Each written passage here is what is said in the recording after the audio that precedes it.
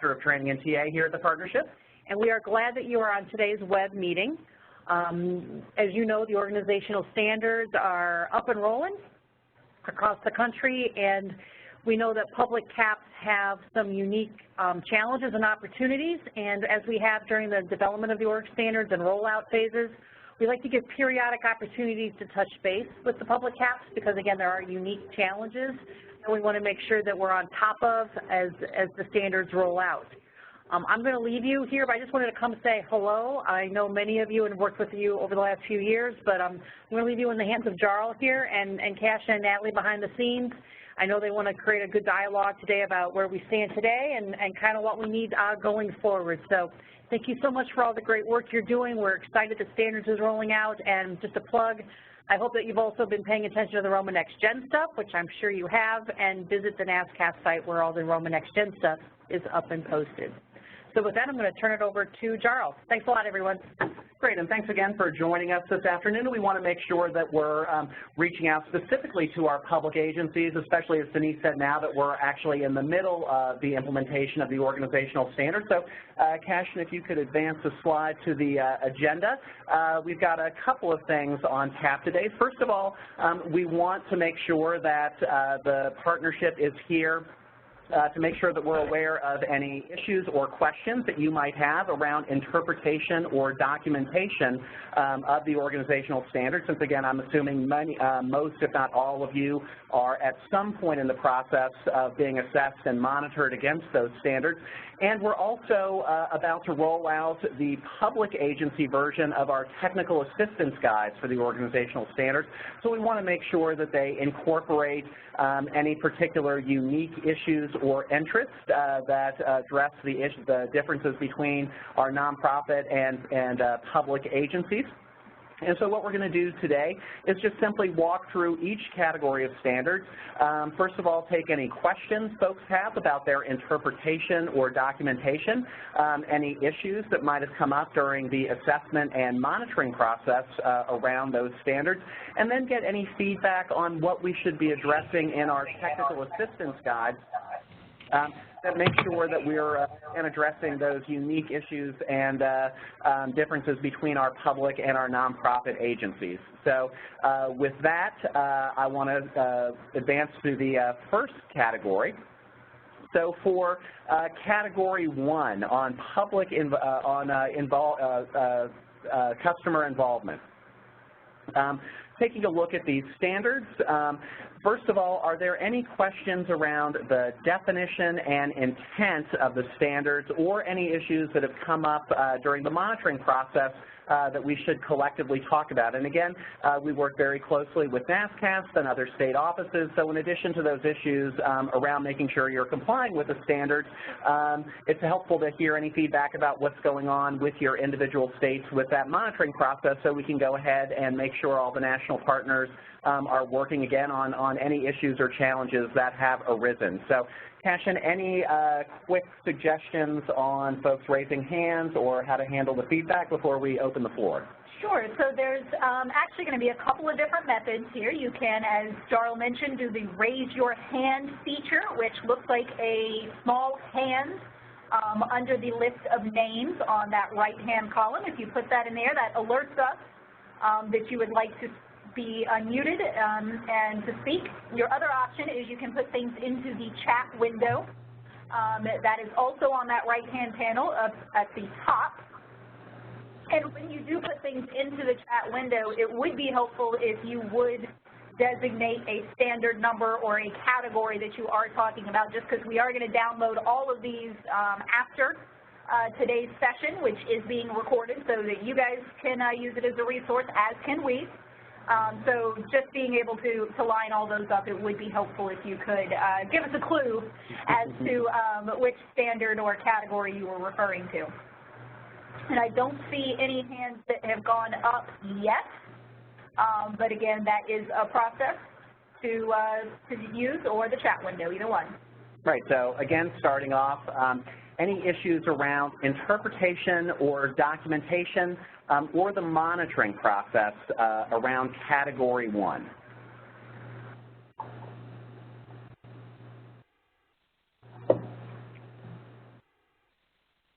Right, and while folks are thinking about that or potentially in process of writing in anything in the chat window, are there any specific issues that we need to take into account for public agencies as we write that technical assistance guide? Again, hopefully all of you have taken a look at those TA guides we already have up on our website for the nonprofit agencies. And again, we wanted to make sure that when we did the public version, we simply didn't, mostly cut and paste. We really want to make sure that we're addressing your needs and interests.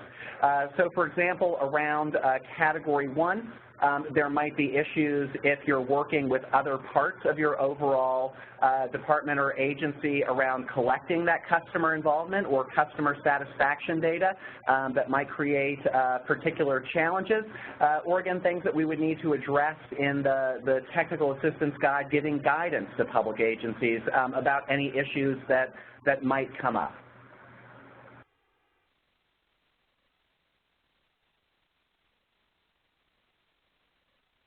And so again, turning it over to you to get some feedback, are there any particular situations where you're working with other parts of your broader agency around customer involvement, especially gathering that data?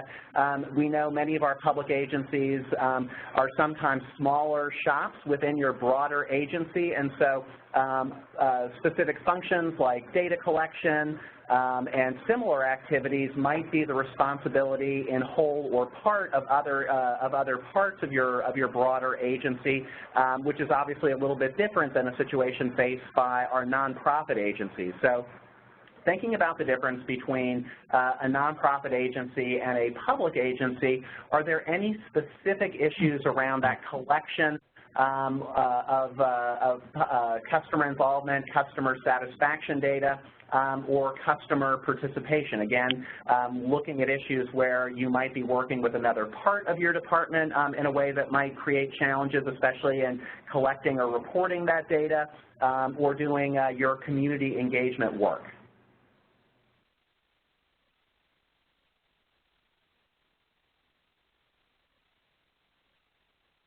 All right, we're not seeing any hands raised. We can always come back to categories if people think of something, or if discussion in another part of the standards sparks your thinking in a previous category. But unless we have any hands raised, Cashin, why don't we go on to the next category?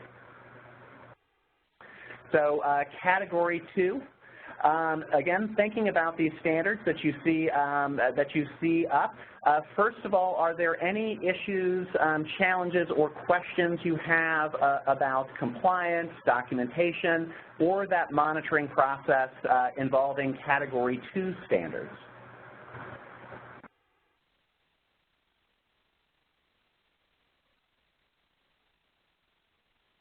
Everybody feels like their departments are in compliance with these standards. No issues have come up with the monitoring process. Again, we can cast a wide net here.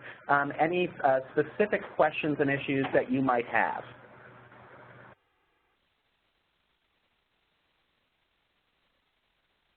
So for example, if you are, again, working with other parts of your agency, there might be blurred lines about what counts as a partnership.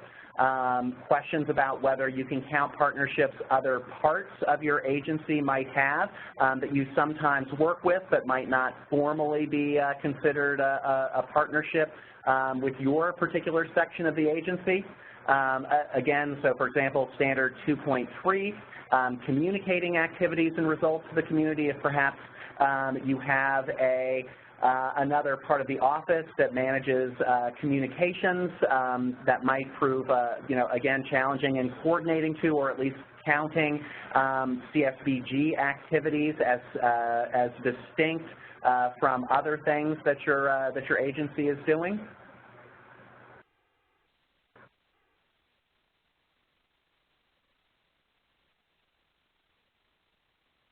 All right, so we have a question. What do you consider a referral partner, and what documentation do you need to support that?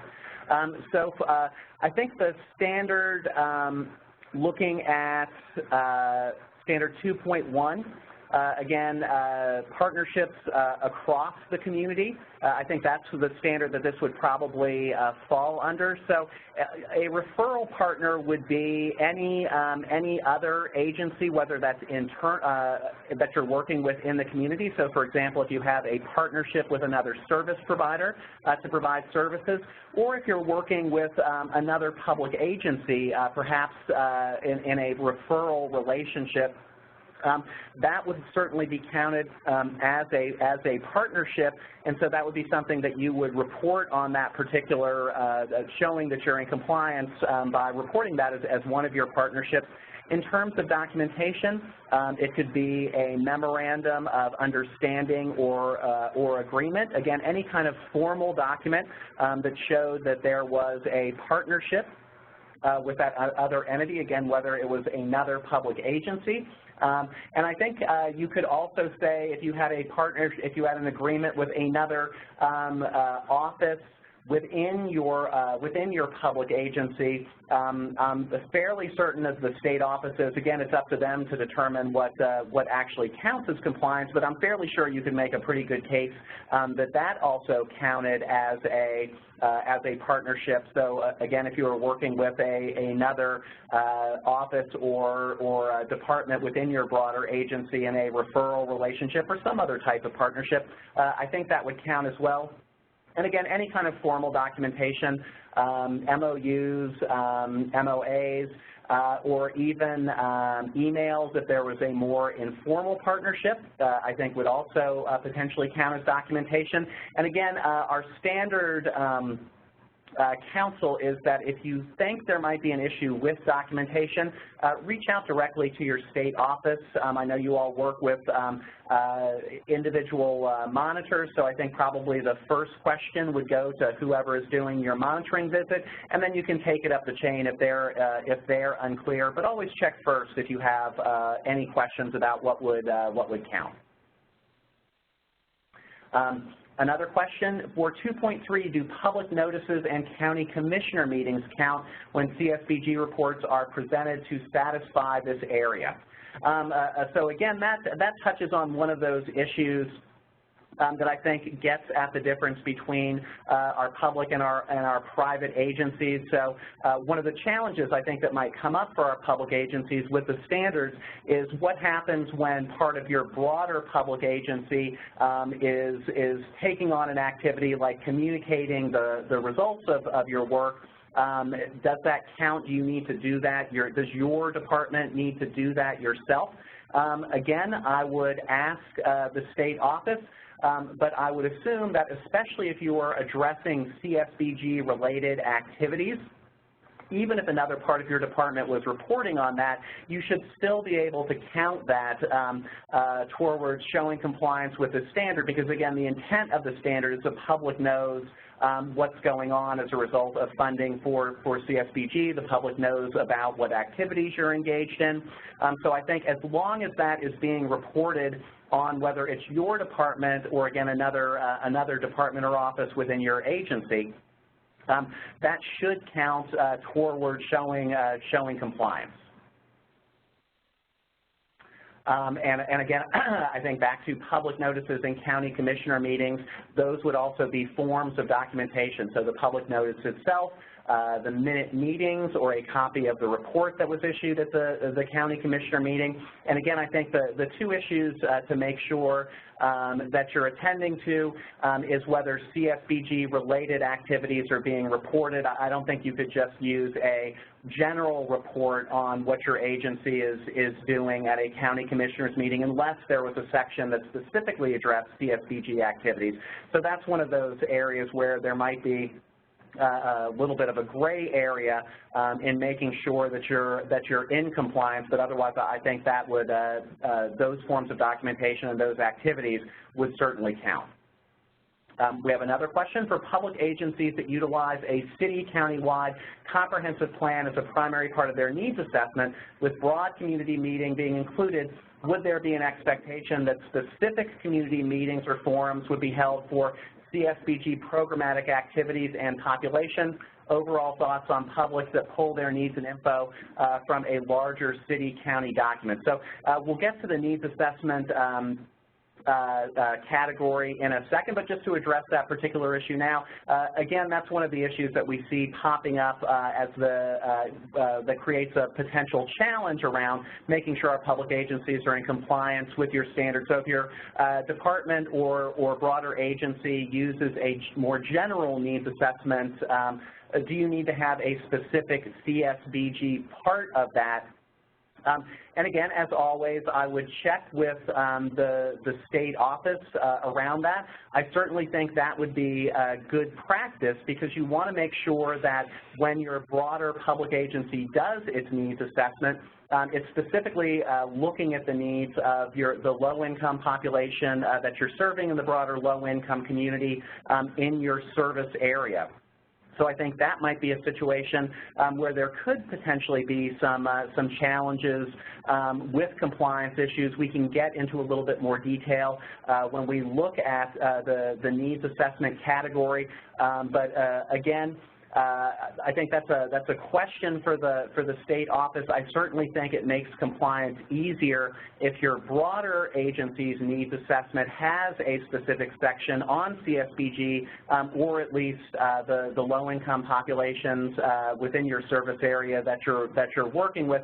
Otherwise, you create a gray area because the overall needs assessment might not be addressing those specific populations in a way that's in compliance with the standard.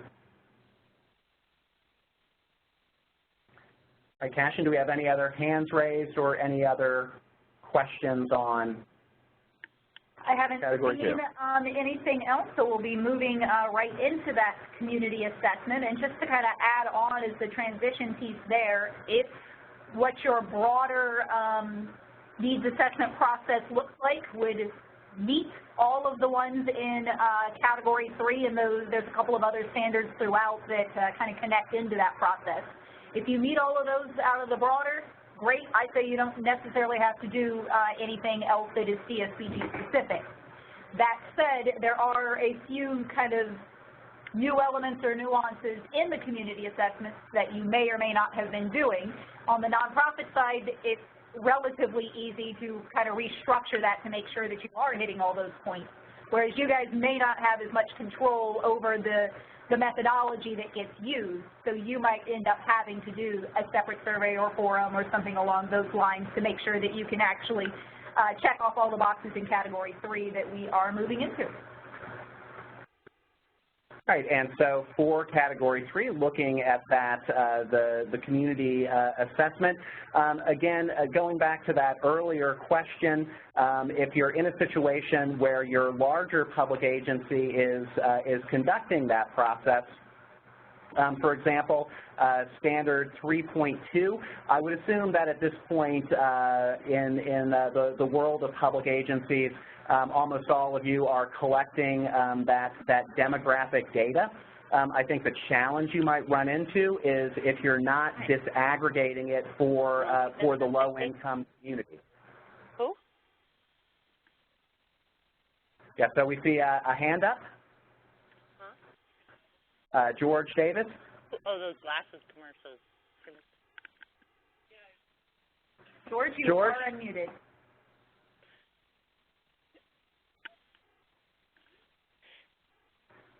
George, if you've muted your phone on your end, unmute. We can't hear you.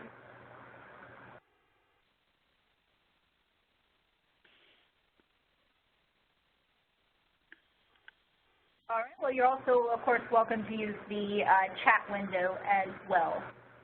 Great, and to continue that walkthrough, I think Standard 3.3 also is one that you might have some potential issues if you're using the work of the assessment done by your larger agency. If your CSBG program is serving a specific service area that might be smaller than the overall area served by your broader public agency, and that data isn't pulled out, I think that might be a particular challenge. And also, as Cashin noted, there's that requirement to collect both quantitative and qualitative data. So if you're, what the broader agency uses as its needs assessment focuses on the, say, the quantitative side because that's typically easier, there might be some challenges as well. So again, that's a reason to make sure that if you're relying on a community assessment conducted by your larger public agency, that it's either done in a way that your agency knows that you need to comply with these standards and might need to make some changes methodologically with how it conducts that assessment, or alternatively, you might have to do some work on doing maybe a subsection of that assessment. Hopefully you wouldn't have to do a completely separate assessment, but you might need to create a space so you're collecting the types of data that would make sure you're in compliance with the standard. We have another question that came in. In 3.1, a county may do a comprehensive assessment every 5 years. Strategies to meet the 3-year requirement without conducting a separate entire assessment, possibly using an analysis or update at the 3-year mark. I think that's an excellent point. Again, there might be a challenge if your broader agency is not on that 3-year cycle. Again, I think that's a question for the state office. For our nonprofit CAPs, we strongly counsel them that they need to do that full assessment every 3 years. They can't rely on simply an update to their last assessment because, again, it's the process as much as the data that's important to go through. But again, I think that would potentially create a challenge with compliance. So again, this will probably be handled differently on a state-by-state basis. So if that is potentially an issue, if you're on a 5-year community assessment cycle, I would reach out to your monitor or your state office to see how they would address that situation.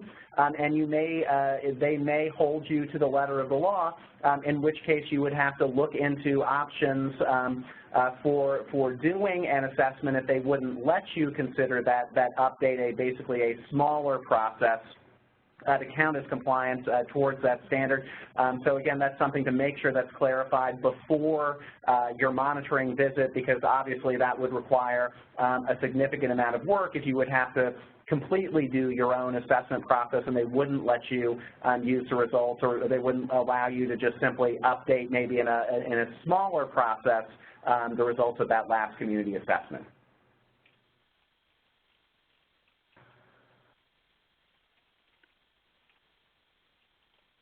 All right, we're looking for other hands or other comments.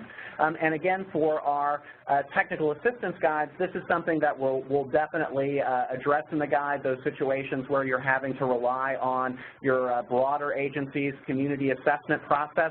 But if there are any other unique situations for public agencies or similar types of issues that we should address, let us know. So you can either raise your hand or put in the comments, but we assume that's probably the biggest challenge that our public agencies will be facing if you're not doing your own assessment within your department. Challenges around those data collection, data interpretation standards if they're not being done in your broader agency's process. So for example, if there is not a section in your community assessment that, as Standard 3.4 asks, addressing key findings on the causes and conditions of poverty, that would be something that your agency would have to include in its assessments, or alternatively, that could be a part of the assessment that your department, your CSBG department, could write to be included in that overall assessment. All right, so any other questions on Category 3?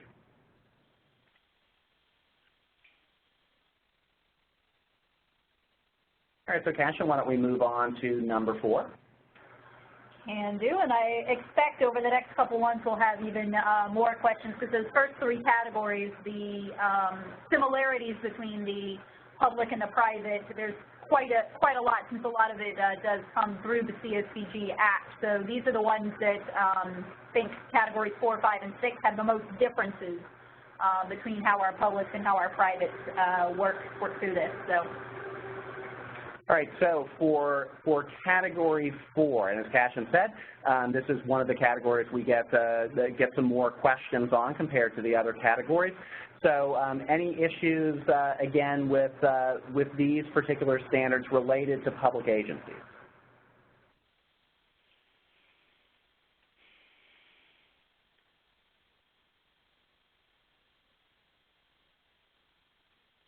And we're scanning through to see if anybody has their hands up.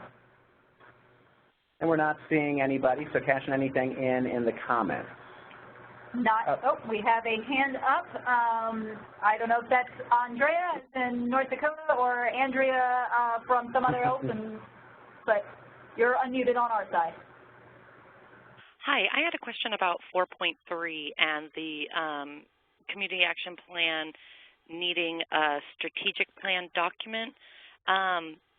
So as the public entity, the strategic plan, if our tripartite board only oversees the CSBG funds, would our strategic plan just address how the CSBG funds are used? Because one of the difficulties that we've run into is that the CSBG funds can go towards something different each year depending on what our needs assessment says and addressing some of them. So it's hard to have a long-term strategic plan when we're trying to be responsive to the needs, if that makes sense. Sure, and again, the standard doesn't, again, require you to actually do exactly what your strategic plan says. It just says that you need to have that strategic plan in place. So again, you're certainly meeting the letter of the law if you're in a situation where you're having to, maybe change your goals and priorities, or perhaps if you're working with your public agency's broader strategic plan, and CSBG is obviously a component of that, but isn't directly addressed. You may potentially have challenges because certainly the letter of the law asks you to have a strategic plan related to how your CSBG dollars are being expended. So if you're working with Yes, so if you're, so two situations. First of all, if you're working with your broader agency's strategic plan, making sure that your department has a seat at the table when that strategic plan is being created so you can make sure that it addresses how your CSBG dollars are being expended. I think that's probably the ideal way. Or if your department has its own strategic plan, certainly you would meet the standard under that particular situation. I think our public agencies often have more challenges when you're trying to use that broader agency strategic plan, and there's not a lot of specifics around the CSBG programs in particular, especially maybe if it's a smaller amount of money, or again, it's just simply not addressed in that larger strategic plan, or if it's rolled up in ways that wouldn't directly be apparent to how the strategic plan is addressing the needs and interests of the low-income community. So other questions about this, because I know that different departments and agencies do their strategic planning process in different ways. Sometimes your department has its own strategic plan. Sometimes you're using a component of a broader strategic plan, and there's not an exact complementarity between the public and the nonprofit agencies. It's a little bit easier for the nonprofit agencies because they just have their own strategic plans, and otherwise, if they're in compliance with the other standards related to strategic planning, they should be fine. And I think this is also a good opportunity to kind of note the difference between that community action plan and the strategic plan itself. I mean, that community action plan is exactly what you're saying. That should be changing every year or two. Right. It's almost your work plan. We plan on serving X number of people in this way. Whereas that strategic plan, again, it is a little easier because it's in the control of the nonprofit than what you guys have, but that strategic plan is that reach document. So it's more visionary. It's more about the big overall goals instead of the kind of work points. These are the deliverables we plan to do over the next year. So we'll get into more on the strategic plan. We have a whole category coming up next to focus on that. And Andrea, is your hand still up, or did we answer your question? I actually had another question on 4.1. Okay. So when we were drafting the org standards and some of the meetings that Denise held, we had asked her, or I had asked her about mission statements for our CSBG program or for our tripartite board, because our overall public agency doesn't specifically address poverty, but so she was recommending having our own mission statement for either the CSBG program or our tripartite board that addressed poverty in it. And so I just wanted to confirm that that was sufficient to meet 4.1. Absolutely, and I think that's, unless the board is divided on issues around mission, I think that's one that's relatively easy to meet. A mission statement is a couple of sentences, but I think that's the clearest thing to do. And I think that's also a benefit for your department, because if you're working under your broader public agency's mission statement, again, it's more difficult to use that mission statement to make sure that your programs and services are focused on that anti-poverty mission that's the heart of the CSBG network. So, yes, your understanding is correct, and I think that's the easiest way to meet that standard. If you don't have a mission that is specific to poverty, or if your broader agencies or departments or your public agency's mission does not mention poverty specifically. All right, we have another hand up from Bridget and Barb. Hi, I had a question about the strategic plan also. Okay. Our larger strategic plan mentions homelessness, and we had done a homelessness study as a county a year or so ago. Based on that homelessness study, some public shelters were open, family shelters. We subcontract all of our CSBG dollars to nonprofit agencies. So what we did is we are covering some of the services that they provide and a lot of case management that they provide. Would that fit under that 4.3?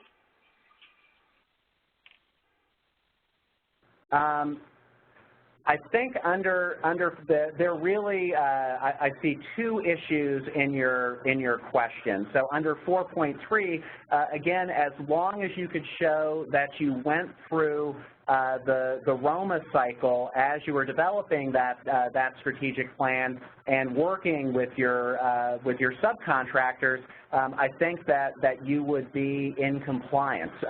Another common question that we have is when a public department is basically passing through their CSBG dollars to those subcontractors, does their strategic plan need to be focused on the outcomes they're trying to be achieved, or is the strategic plan focused on that subcontracting process, because that's really what you have the most control over?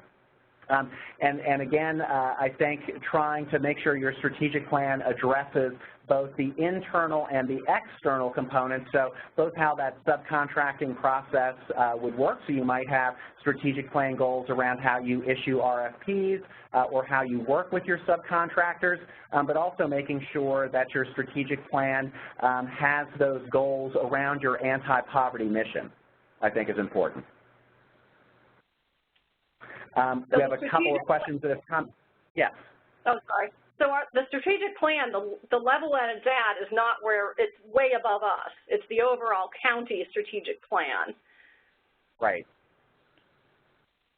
And again, I think in that situation, when we get to the strategic planning category, we can pull out some of these specific issues. But just for 4.3, you have to make sure that you've documented the use of the Roma cycle. And again, that can be a challenge if your broader agency is doing the strategic planning process and doesn't use Roma or uses a different system.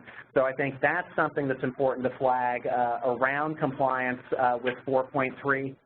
So you would probably want to consult a Roma trainer if you don't have one on staff, to see if your larger agency's strategic planning process meshes up with the ROMA framework, and if not, you would have to work with your, I think you've got two solutions there. The first one, which might be a little bit more difficult, is to make sure your broader agency's strategic planning process is in compliance with ROMA.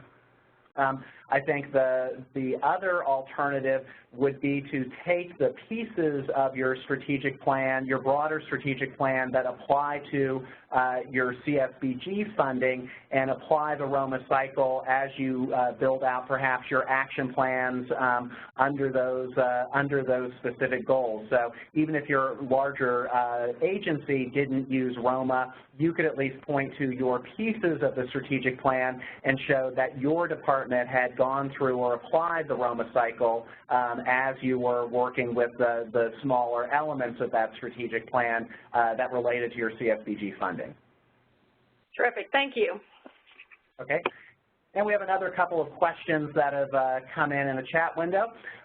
For 3.1, what is meant by issuing a report in terms of the community assessment? Is it more than submitting documents to the state entity? I think for that particular question, yes, it is more than submitting documents, and I think this gets to the difference between the reporting requirement and reporting the results to the broader community that you're serving. So the intent of Standard 3.1 is that the rest of the community knows what you found in your needs assessment. Certainly your partners that you work with should get a copy of your needs assessment, but also the broader community. Now, I think this could be done as easily as simply posting that on your agency's website. I think that would certainly, I can't foresee many issues with the state office saying that wasn't in compliance. There may be some stricter interpretations where your state office perhaps expects you to hold a public meeting or be more active in disseminating that report. But again, that gets to the difference between the reporting requirement and then getting the results of your needs assessment out into the public consciousness. And that's really the intent of Standard 3.1, that the rest of the community knows what you found in that needs assessment. So again, simply putting that up on your website or making sure your broader agency posts the results of its community assessment. Since you're a public agency, I would assume it's probably somewhere on your website.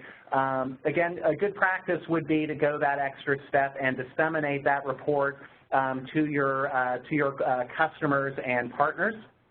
But again, it's all about getting the information out about what you found in the assessment to the broader community.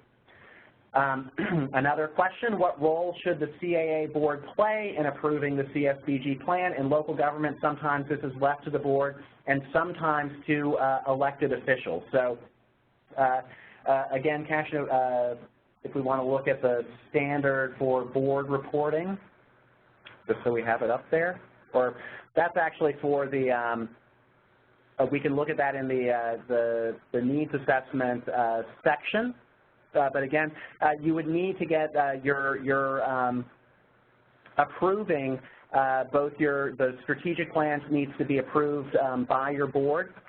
So again, even if it's already approved by public officials, you would still need for your tripartite board to approve both the needs assessment and the strategic plan. And another question for 5.4, which we'll get to right next, so let's go ahead and address the question. Is a board manual required for advisory boards, or are standard operating procedures sufficient? So, Cashin, if we can just quickly advance to 5.4 so we can take a look at the standard. I've been at the partnership now for a year, but unfortunately I don't have all of the standards memorized yet. So 5.4, the department documents that each tripartite board advisory body has received a copy of the governing documents within the last 2 years. Again, the board, a board manual or standard operating procedures, I think either one would meet that particular standard. Yeah, I mean, the equivalent to this in the nonprofit world would be their bylaws. So it's whatever is kind of giving them their authority and setting the rules of the road. So if your standard operating procedures are kind of do that, then I would think that would suffice. So that's the piece that you would be looking for. Board manual may have a little bit more information than SOBs, but I think SOBs probably could make that. And one thing I did want to kind of go back to a little bit, we were talking about the approvals, and that is completely true on the strategic plan, completely true on the needs assessment. I don't think anything says if by CSBG plan you were actually referring to that community action plan or that CSBG work plan, in which case it doesn't necessarily have to be approved by your tripartite board. What does need to happen is that they get the results of that into, I don't remember my standard number right offhand either, but 4.4, an annual update on the success of the strategies used in the community action plan. And then, of course, up top that it was outcome-based, anti-poverty focused, and tied to the community assessment. So there isn't a formal approval necessary. So what's important is basically what gets into it and that they are updated on what happened. So before we formally go on to Category 5, any additional questions about those standards in Category 4? Bridget and Barb, is your hand still up, or do you have another question? No, no question. Okay. And Joseph Cook, we see your hand is up. Yes, you skipped over 4.4, 4.5, and 4.6. Can you go back to those? Sure thing.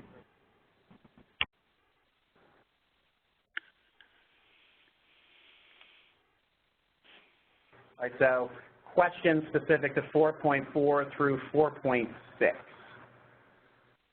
And again, that 4.4 was what Cashin was talking about on that community action plan. Your board doesn't, your tripartite board doesn't need to approve it, but you do need that annual update on the success of specific strategies.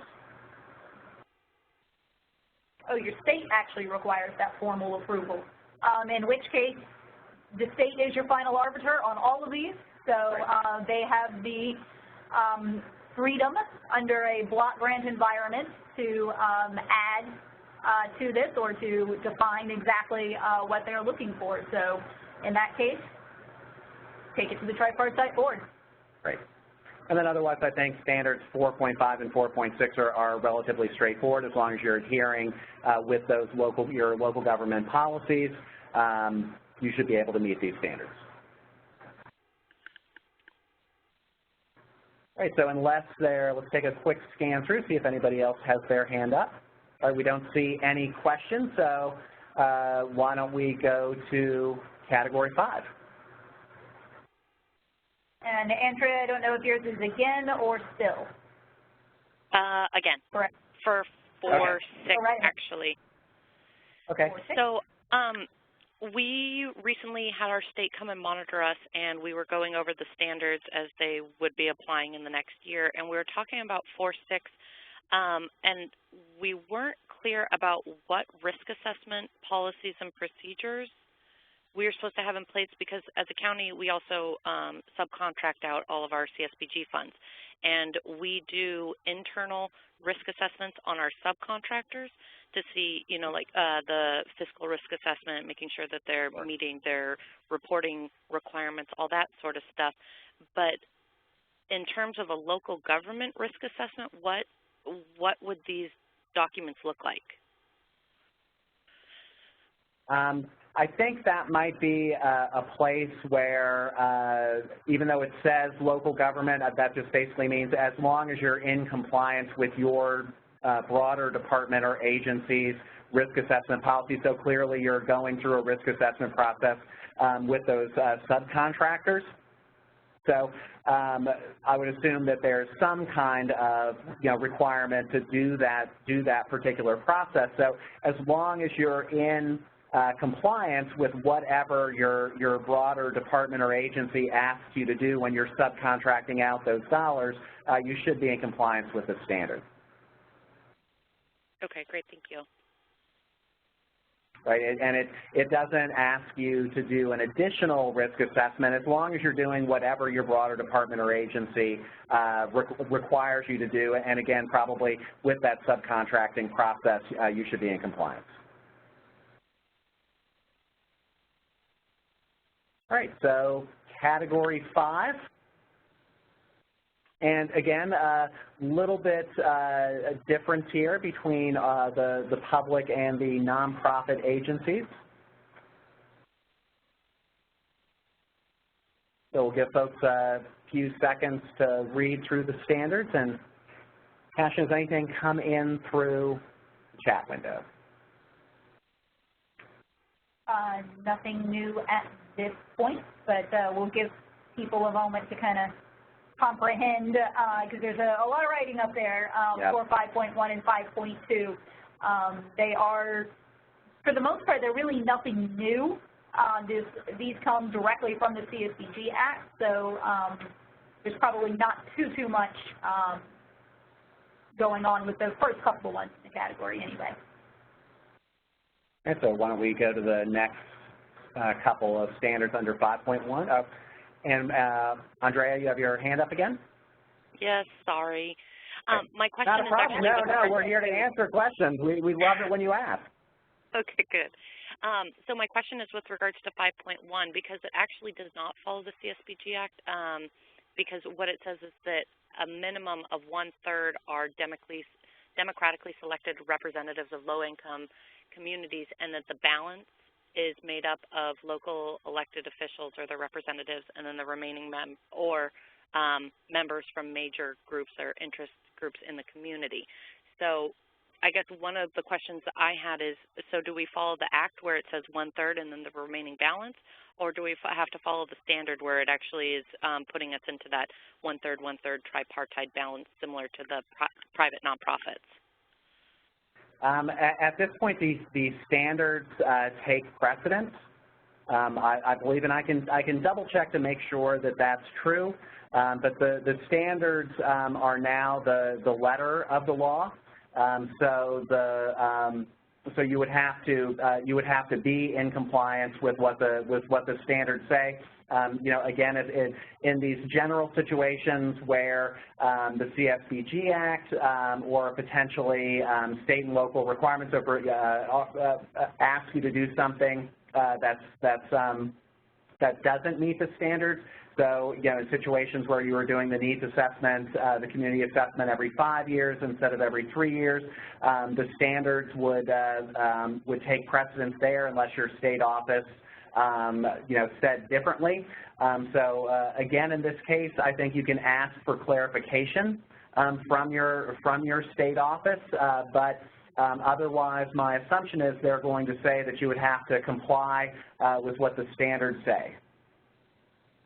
And if you don't mind me asking, Andrea, what state are you in? Washington. Washington, okay.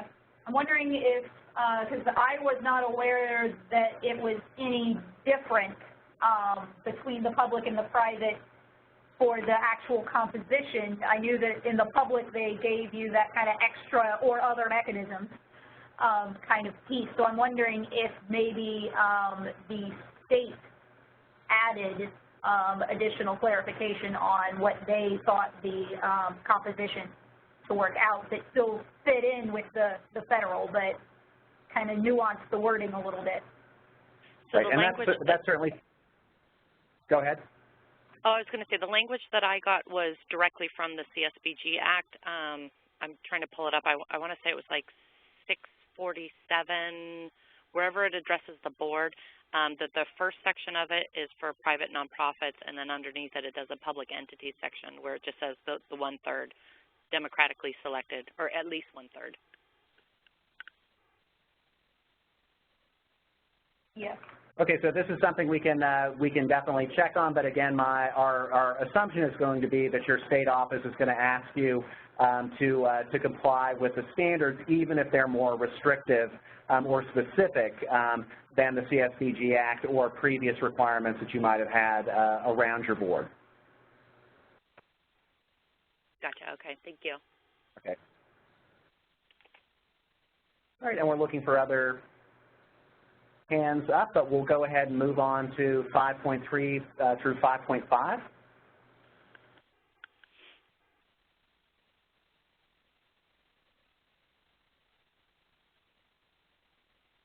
So again, relatively straightforward, but we'll pause for a few seconds if folks have, if a question does come through.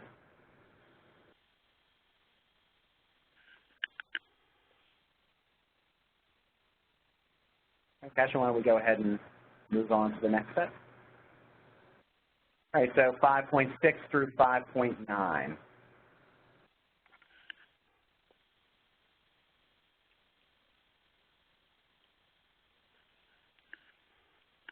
And again, relatively straightforward, I think, for these particular standards.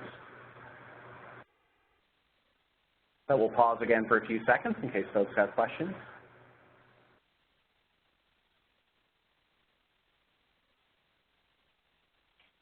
And anything in the chat window? Not at this point. All right.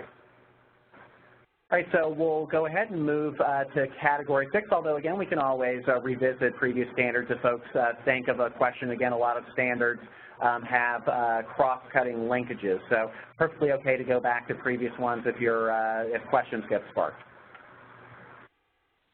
All right, so Category 6 for the strategic plan, and again, some issues similar to the community assessment. If your broader agency has that document and your department with CSBG is a part of that, but perhaps things aren't specifically spelled out in the broader strategic plan in a way that meets the standards, that's one particular challenge. So, for example, if your overall strategic plan by your larger department doesn't specifically address poverty as is required by Standard 6.2 or those other requirements, that is a specific challenge. So again, that's one of those specific instances where I think the fix for that is for your department, your CSBG department, again, to maybe do a shorter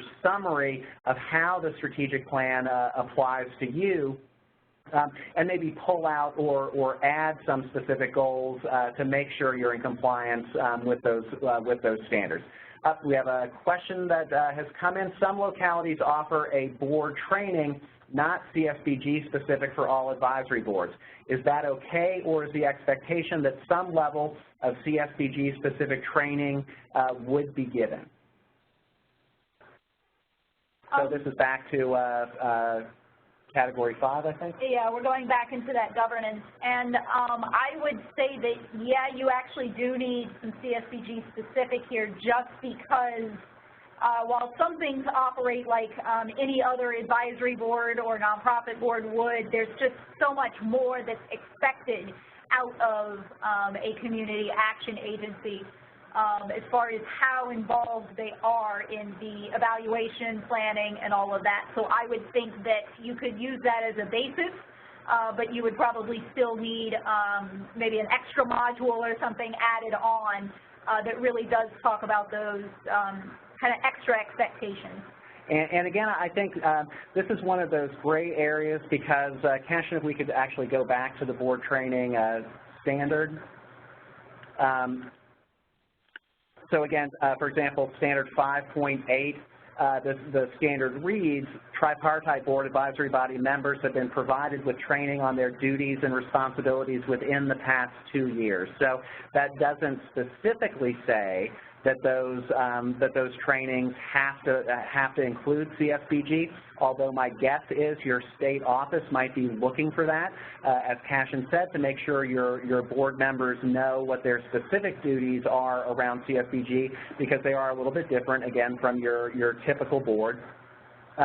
So that's something to check with your state office, because you might be in that situation where your board training doesn't address CSBG specifics, even though you provide board training, but your state office might expect you to simply, as a best practice, So that's one of those gray areas to make sure that you've got clarified with your monitor and your state office, because you could get in that situation, since I think it's implied in the standard that there is that CSBG training, but again, it does not specifically call it out.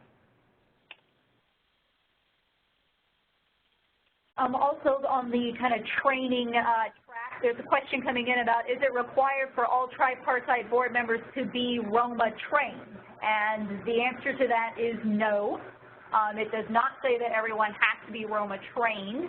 However, I think it would be doing a Roma training with your board would be a great way to meet this training requirement about their roles and responsibilities, because it will talk a lot about the planning process, the evaluation process, as well as help them back in 4.3 when they're thinking about the strategic plan. And those, like I said, I think it would be a great way to help you tie all those together, but there is nothing that actually says thou shalt do a Roma training for your board at such intervals or anything like that. Right.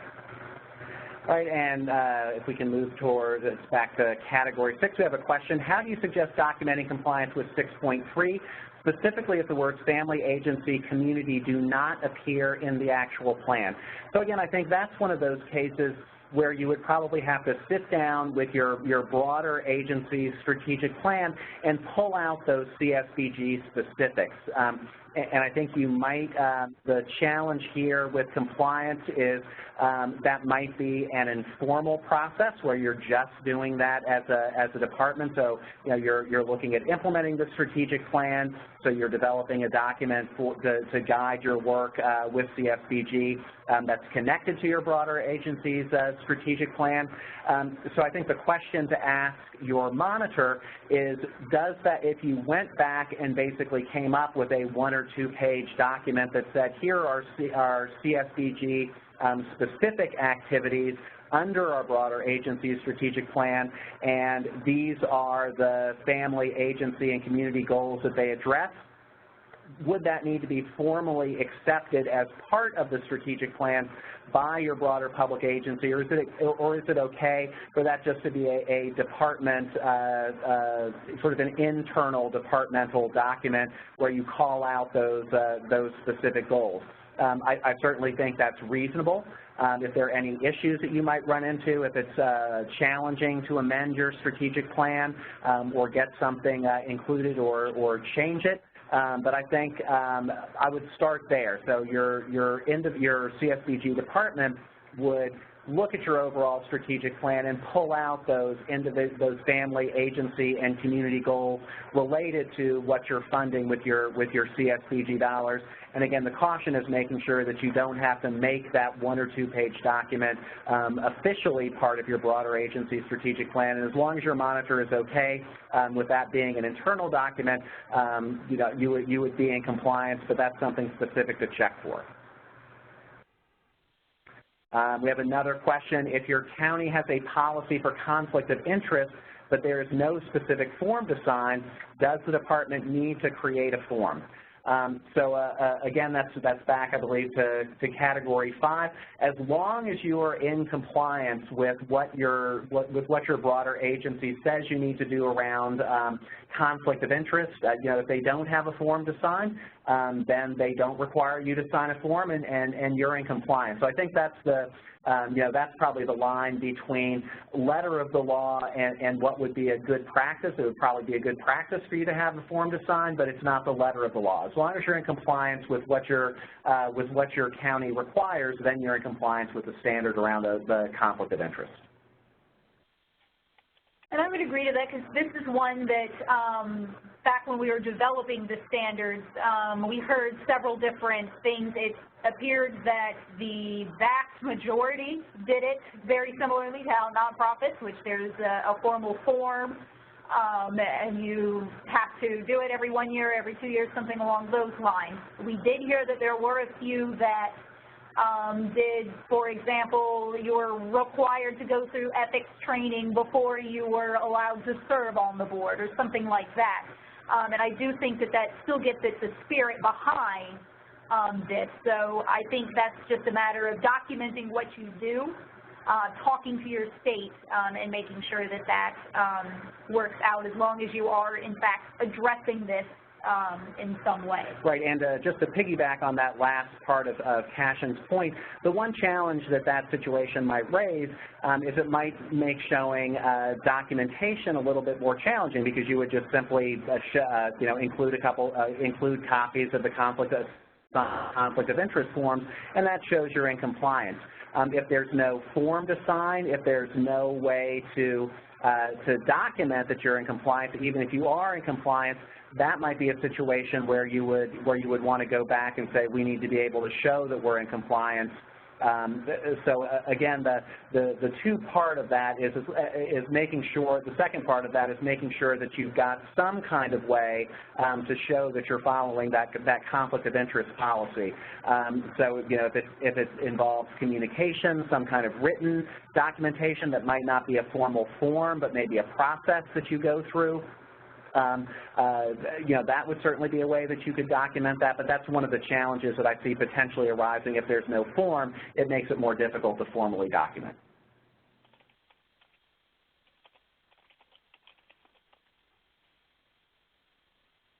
All right, and so back to Category 6 on strategic planning, looking to see if any hands are up. And again, looking at, while folks are thinking, looking at Standard 6.4, I think that's one to potentially call out, because, again, if you're using your broader agency's strategic plan, they may not collect customer satisfaction data, or they may not include customer satisfaction data in that strategic plan. And so I think that that is certainly a potential challenge. Again, I think what you could do is, as long as you've collected that customer satisfaction data, you could look at your pieces of that broader strategic plan and again, incorporate that in, have a 1- or 2-page document that would say how you incorporated that customer feedback into the way you're implementing your piece of that strategic plan. So that would be sort of a workaround if that's a missing piece in your broader agency's strategic planning process.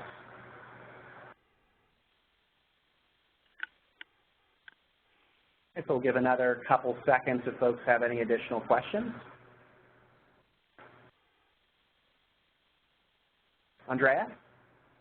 Yeah, hi. I'm wondering for 6.4, if we subcontract out all of our CSBG funds and we don't provide direct service ourselves, how is the best way to collect that satisfaction data?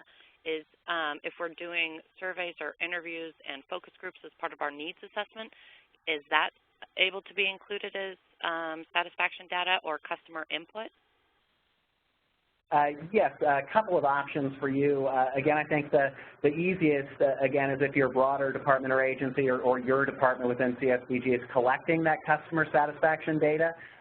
That would be one way to do it. Again, the risk there is if you couldn't draw a clear line between the customer satisfaction data your broader agency collects and those CSBG-funded activities, you might run into some compliance issues, because, I mean, obviously the intent of that standard is you're being responsive to that customer feedback that you're getting.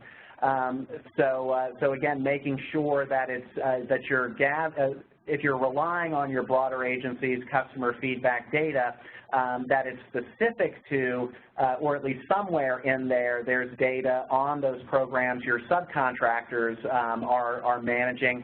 I think a second alternative is to write that into your contract with those providers, that they would gather customer satisfaction data as part of their contract with you if that's not done by your broader agency. And again, I think your third option, which probably puts more burden on you, would be to do those surveys yourself as part of your oversight of those subcontracts. Again, that would require a little bit more effort, but I think all three of those options would work to show you are in compliance with 6.4. Okay, thank you. Right. And again, all advice I give, I think hopefully is helpful, but always with these kinds of issues, check with your state office because they're the ones who ultimately determine if you're in compliance. You could certainly make the same suggestions that I'm giving you to see if that works for them to show compliance, but the state office is the ultimate arbiter of whether you're in compliance or not. So hopefully they are reasonable around some of these issues, especially where there's that difference between the public and private agencies that makes it a little bit more difficult for the public agency because you're not in direct control of some of these processes like the needs assessment, the strategic plan, gathering specific types of data, like that customer satisfaction data. So reach out to your monitors or your contacts in the state office as soon as possible if you think that these issues are going to potentially be challenging. All right. Not seeing anything else under Category 6, so of course we can always come back, but we'll move on to our last theme here.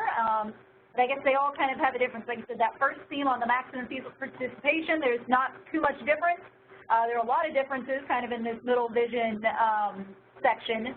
And then last but not least, we move into our kind of operations and accountability. And in this section, I feel like this is where you start to see a lot of the follow local procedures and that kind of thing, just because your boards do work so differently that you may not even have influence on a lot of these processes to change what they do or how they do them, when they do them.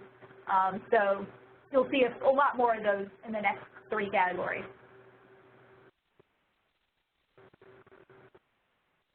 All right, so with 7.3, HR.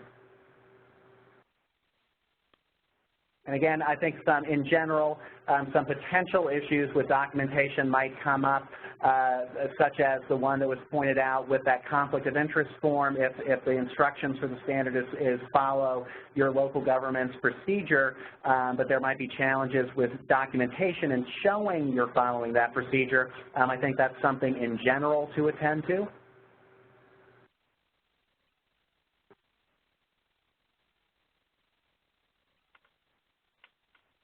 Why don't we go ahead and advance to the next step? There we go. So 7.5 through 7.9.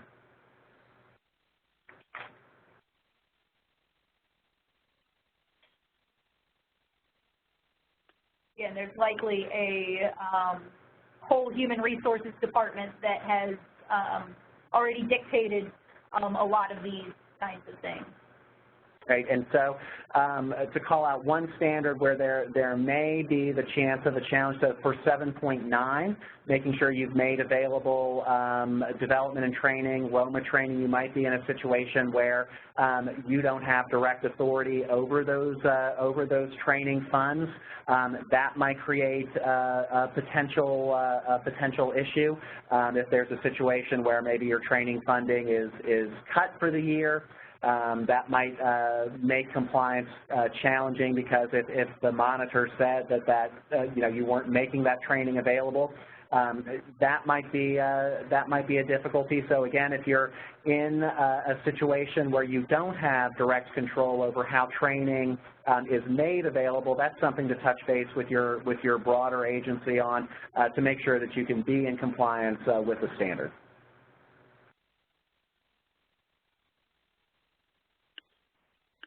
All right, we'll wait a few more seconds to see if anybody has any additional questions.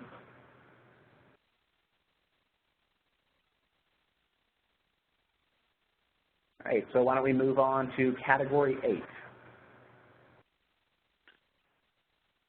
So on the finance side, again, fairly similar to the HR side, a lot of follow your local government procedures.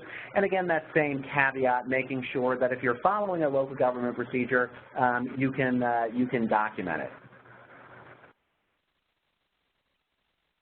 So we'll give folks a few seconds to just refresh on standards 8.1 through 8.4.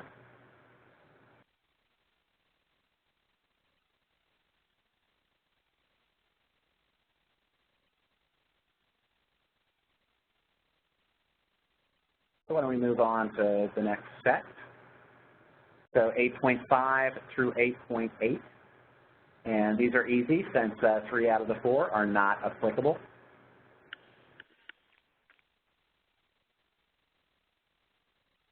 And just again for 8.7, those financial reports, the issue might be disaggregating the financial data on CSBG to be able to provide it to the board. So just making sure that you're able to, that the financial data you're getting from your broader agency is available. I think that's probably not much of an issue, but just one of those. There might be some potential challenges just depending on how that what form that financial information is given to you. We have another question. Publics that contract out directly the CSBG funds received with boards that are advisory, not responsible for funds, what would be the expectation for fiscal reports? So again, I think the financial report would just simply be the and again check with your monitor, but the money that you're spending, where it's going. The intent of the standard is just for there to be transparency with your board about how you're expending those funds. So I think simply as long as you're able to provide that financial information about who the money is going to, how much money, how much has been expended at different points through your fiscal year, that would certainly meet the intent of the standard. I think, Cashin, there might have been another question that came through the chat window. Yes, 7.4. Performance evaluations are handled through the HR department. We are not given copies of evaluations, but notices, reminders from HR for completion. Is that a challenge for providing supporting documentation? So again, as long as you have those notices that HR has gone through that process, then you would, as long as that's in compliance with what your HR department is expected to do, then I think that should be sufficient. I don't think that you would have to provide the monitor with the actual evaluations themselves, simply evidence that you would comply with whatever the HR's evaluation process was. So as long as you got notices that those evaluations have been done, that shows that you're following those procedures and you should be in compliance. Right, and Andrea, we see your hand up. For the 8.7, the financial reports, would it be sufficient to provide the financial reports of our subcontractors and where they're at spending down those funds and meeting their goals, like when we do the regular report out? I would, again, assume that would meet that particular standard. Again, the general question you should always ask yourself is, what's the intent of the standard? What's the standard trying to make sure that we do? So it's that whole issue of making sure that the board is able to provide that effective oversight on financial matters. So as long as the documents from your subcontractors were accepted by the monitor, obviously I think that should suffice. The only potential challenge that I think might arise is whether those documents get reviewed by anybody. I mean, you would basically be assuming that your subcontractors are providing you with current and accurate information about how those funds are being expended.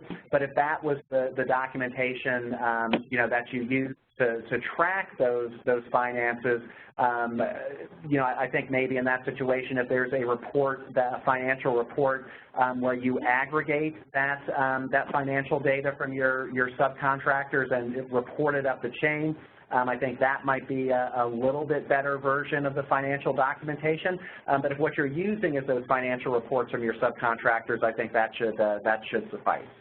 Again, question for your monitor, making sure that it's the reports from the subcontractors are okay. Your monitor may expect that financial report comes from you in some kind of summative version once you've verified or gone through your due diligence process to make sure those reports are accurate. So that might be the only thing to check on.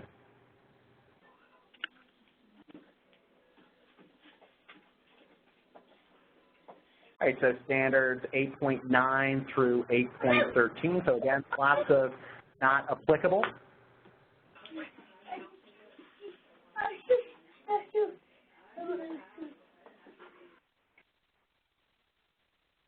And so give folks a few seconds to look over the, I think the 8.9 and 8.13. And again, 8.9, that might raise some challenges depending on how that input process works, being able, and again, both that your tripartite board is providing input would be one thing to look out for, but also being able to document that, showing how that input was provided.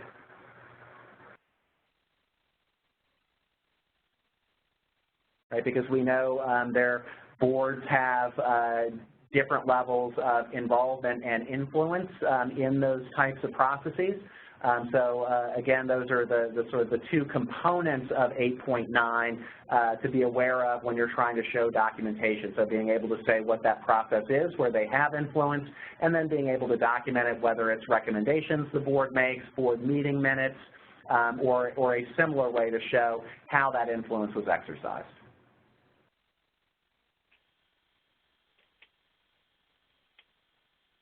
All right, so we'll give folks just a few more seconds, and then we'll move on to Category 9.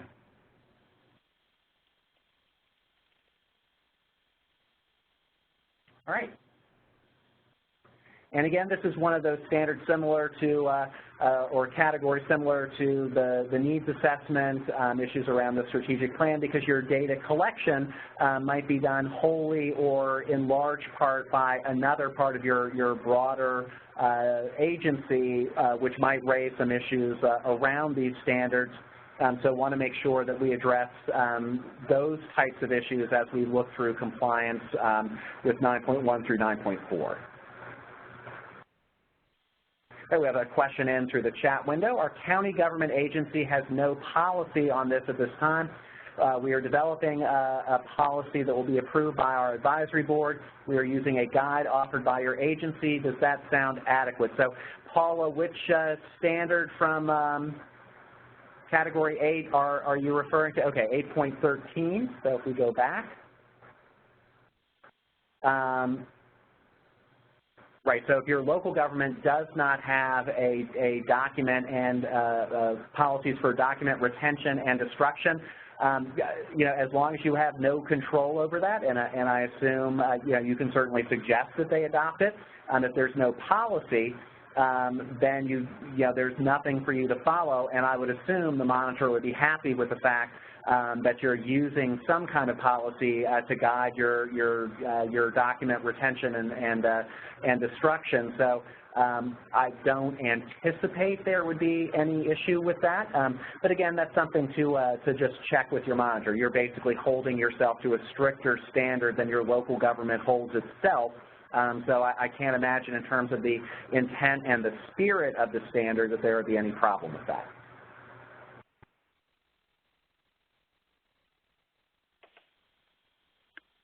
All right, so back to Category 9. And again, there may be challenges with how your broader agency is collecting data, the way it's organizing it, the way that it's reporting it, that might make it a challenge with some of these standards. So are there any issues around that?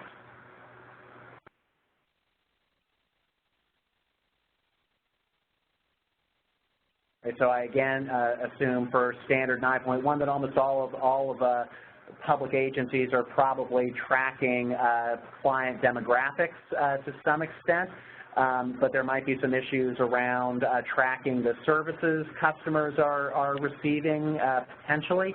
So are there issues about that? Any issues with how your broader agency is collecting data that might make these standards challenging?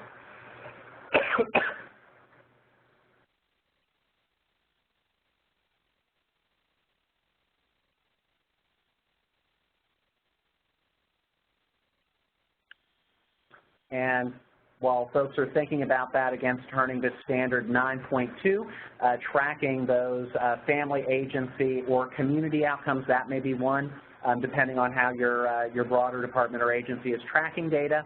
That might be a challenge to think about. We have a question in 9.1. Maybe more on what is required of sub-grantees for their reporting. Okay, that's another thing to consider. If you're relying on data gathered from your sub-grantees, right? So what happens if your sub-grantees aren't tracking and reporting on client demographics or services that they receive? So again, making sure that if you're in that situation where you're subcontracting out those services, writing into the contracts that your sub-grantees are collecting that client demographic and tracking the services the customers receive, I think is very important, because again, that would be a situation where simply saying, well, our sub-grantees don't collect that data may create challenges with showing that you're in compliance, because obviously the expectation of the standard is if you are granting out that CSBG money for services delivered by a contractor, you are still, as the grantor, responsible for being able to track that kind of data. So I think that might be a situation where you would need to work with your sub-grantees to make sure you're collecting that data as required by the standard. Otherwise, you might run into some difficulty with your monitor showing that you're in compliance.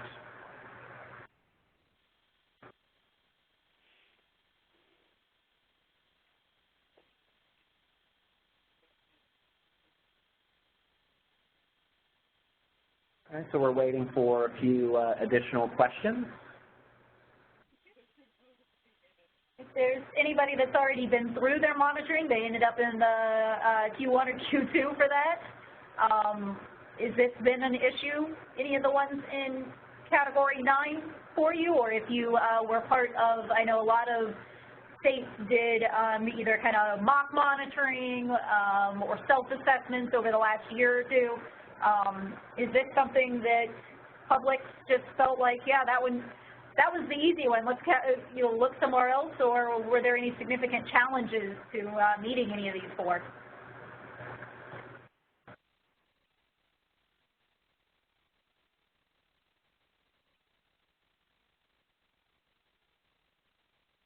Right, and we're not seeing any hands up or anything in the chat window. So as folks are thinking, just want to make sure everybody knows that those technical assistance guides for our public agencies will be out by the end of the month, so please be looking for those. We want to make sure that they are tailored as much as possible to address your needs and interests. So over the course of the next month, as you're going through that monitoring process. As always, if you have any questions, please don't hesitate to reach out to myself or Cashin or anybody else on our TNTA team directly. And if you have suggestions as you read through the TA guides for the nonprofits of ways for us to tailor them, or if there are places where you think that there are unique needs of our public agencies that we should take account in those guides, please don't hesitate to reach out and contact us directly. Otherwise, like I said, we'll get those guides out by the end of the month. We'll probably be rolling them out as they are completed, so we should be starting to release those in the next week or two and be done by the end of the month. So we are working diligently on those, so please be on the lookout for that. And again, if there's any way that we can support your work, or if you have any other questions or concerns or challenges with the standards, don't hesitate to reach out to us directly, either by email or phone. So unless there are any concluding questions or comments, thank you all again for joining us this afternoon. Be on the lookout for those TA guides, and we hope to hear from you all if you need any support, and hopefully work with you in the future.